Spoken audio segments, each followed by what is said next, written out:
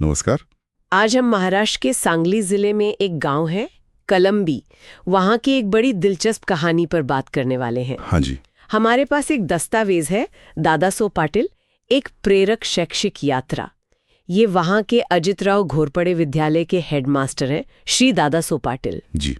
तो आज हम इसी दस्तावेज को थोड़ा खंगालेंगे, समझेंगे कि कैसे एक अकेले व्यक्ति की लगन ने पूरे स्कूल और गांव पर इतना असर डाला। हाँ, और ये कहानी सिर्फ एक स्कूल की नहीं लग रही है। जैसा सोर्स में लिखा है, ये तो शिक्षा के जरिए पूरे समुदाय को बदलने की एक कोशिश दिखती है। अच्छा। हाँ, श्री पाटिल ने 2002 में पढ़ाना शुरू किया था। हाँ। और फिर 2008 में वो प्रिंसिपल बने। ठीक है। और तब से स्कूल में जो बदलाव आए हैं वो वाकई ध्यान खींचते हैं। तो जरा देखते हैं इसमें क्या क्या है।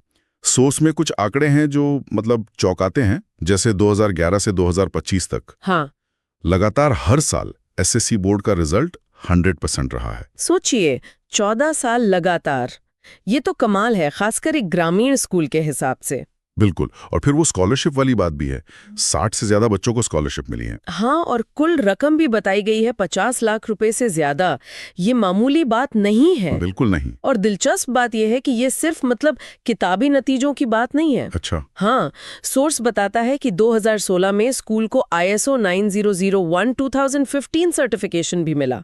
ये तो क्वालिटी मैनेजमेंट का एक स्टैंडर्ड है। हाँ, ये तो बड़ी बात है। काम करने का एक पूरा सिस्टम बनाया गया। बिल्कुल। और फिर हर क्लास में स्मार्ट टीवी, सारा काम डिजिटल, ऑनलाइन सिस्टम। हाँ। ये दिखाता है कि गांव के स्कूल में भी टेक्नोलॉजी को कितने सही ढंग से इस्तेमाल किया गया है। और टेक्नोलॉजी में भी सोर्स में AI लैब और मशीन लर्निंग का जिक्र है। हाँ, ये तो कमाल की बात है, गांव के स्कूल में ये सब है ना।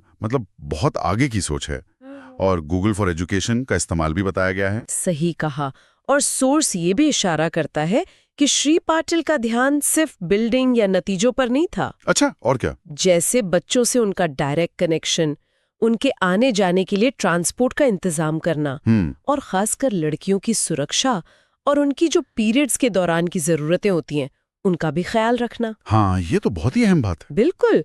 ये दिखाता है कि लीडरशिप कितनी जमीनी और संवेदनशील है। घोरपड़े विद्यालय के हेडमास्टर हैं श्री दादासो पाटिल जी। तो आज हम इसी दस्तावेज को थोड़ा खंगालेंगे, समझेंगे कि कैसे एक अकेले व्यक्ति की लगन ने पूरे स्कूल और गांव पर इतना असर डाला। हाँ, और ये कहानी सिर्फ एक स्कूल की नहीं लग रही है। जैसा सोर्स में लिखा है, ये तो शिक्षा के जरिए पूरे समुदाय को बदलने की एक कोशिश दिखती है। अच्छा। हाँ, श्री पाटिल ने 2002 में पढ़ाना शुरू किया था। हाँ। और फिर 2008 में वो प्रिंसिपल बने। ठीक है। और तब से स्कूल में जो बदलाव आए हैं वो वाकई ध्यान खींचते हैं। तो जरा देखते हैं इसमें क्या क्या है। सोर्स में कुछ आंकड़े हैं जो चौंकाते हैं। जैसे 2011 से 2025 तक हाँ, लगातार हर साल एसएससी बोर्ड का रिजल्ट 100% रहा है। सोचिए, 14 साल लगातार। ये तो कमाल है, खासकर एक ग्रामीण स्कूल के हिसाब से। बिल्कुल। और फिर वो स्कॉलरशिप वाली बात भी है।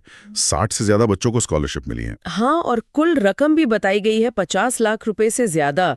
ये मामूली बात नहीं है। बिल्कुल नहीं। और दिलचस्प बात यह है कि ये सिर्फ किताबी नतीजों की बात नहीं है। अच्छा। हाँ, सोर्स बताता है कि 2016 में स्कूल को ISO 9001:2015 सर्टिफिकेशन भी मिला। ये तो क्वालिटी मैनेजमेंट का एक स्टैंडर्ड है। हाँ, ये तो बड़ी बात है। काम करने का एक पूरा सिस्टम बनाया गया। बिल्कुल। और फिर हर क्लास में स्मार्ट टीवी, सारा काम डिजिटल, ऑनलाइन सिस्टम। हाँ। ये दिखाता है कि गांव के स्कूल में भी टेक्नोलॉजी को कितने सही ढंग से इस्तेमाल किया गया है। और टेक्नोलॉजी में भी सोर्स में AI लैब और मशीन लर्निंग का जिक्र है। हाँ, ये तो कमाल की बात है, गांव के स्कूल में ये सब है ना। बहुत आगे की सोच है। और गूगल फॉर एजुकेशन का इस्तेमाल भी बताया गया है। सही कहा।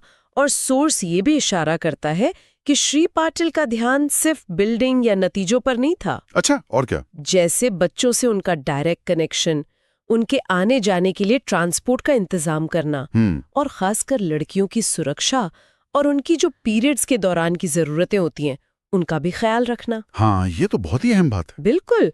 ये दिखाता है कि लीडरशिप कितनी जमीनी और संवेदनशील है। ये सिर्फ स्कूल को बाहर से चमकाना नहीं है।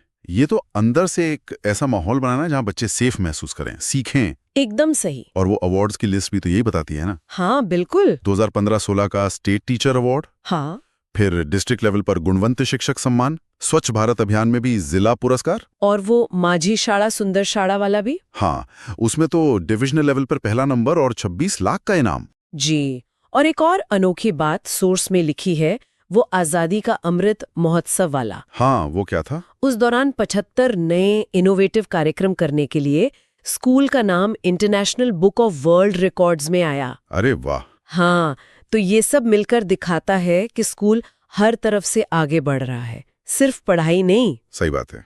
अच्छा, एक चीज और है, सोर्स में लिखा है कि श्री पाटिल खुद भी सीखते रहे। हाँ, ये भी है। NISTHA, DSHA और NIPA, ये जो सरकारी ट्रेनिंग पोर्टल्स हैं, उनसे 15 से ज्यादा ऑनलाइन कोर्स किए उन्होंने। बिल्कुल, ये तो दिखाता है कि वो खुद भी लगातार सीखते और बदलते रहे हैं। हाँ, ये भी तो लीडरशिप का एक हिस्सा है। हाँ, एक तरह से उदाहरण पेश करना कि सीखना कभी रुकता नहीं। तो ये पूरी कहानी सिर्फ एक कामयाब स्कूल की कहानी नहीं है। नहीं, उससे कहीं ज्यादा है। ये दिखाता है कि कैसे वो पारंपरिक लगन और आज की टेक्नोलॉजी मिलकर एक मॉडल स्कूल बना सकते हैं। वो भी कड़म्बी जैसे छोटे से गांव में। बिल्कुल। तो इस सारे दस्तावेज से जो एक मुख्य बात समझ में आ रही है, वो ये है कि दादा सो पाटिल ने सिर्फ नौकरी नहीं की।